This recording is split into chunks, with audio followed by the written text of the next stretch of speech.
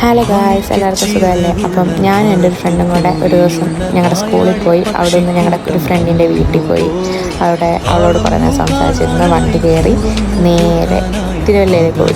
തിരുവല്ലയിലെ ഞങ്ങളുടെ ബസ് സ്റ്റാൻഡിൽ ചെന്നിട്ട് അവിടുന്ന് ബസ് കയറി ഞങ്ങൾ രണ്ടും കൂടെ കുറേ നേരം കഥയൊക്കെ പറഞ്ഞ് ചങ്ങനാശ്ശേരിക്ക് പോയി. ചങ്ങനാശ്ശേരി ചെന്നൊരു ഹോട്ടലിൽ കയറി ഫുഡ് അടിച്ചു.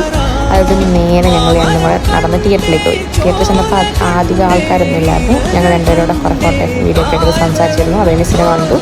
അവിടെ നിന്ന് നേരെ തിരിച്ച് ഞങ്ങൾ തിരുവല്ലയ്ക്ക് വന്നു. തിരുവല്ലയിൽ വന്നപ്പോൾ ഞങ്ങൾ അങ്ങോട്ട് പോയപ്പോഴേ പറഞ്ഞായിരുന്നു ഞങ്ങൾക്ക് ഇവിടെ ഇങ്ങനെ കയറണം, അവിടെ ഒരു ഫിഷിൻ്റെ എക്സ്പോ പോലൊക്കെ ഉണ്ടായിരുന്നു.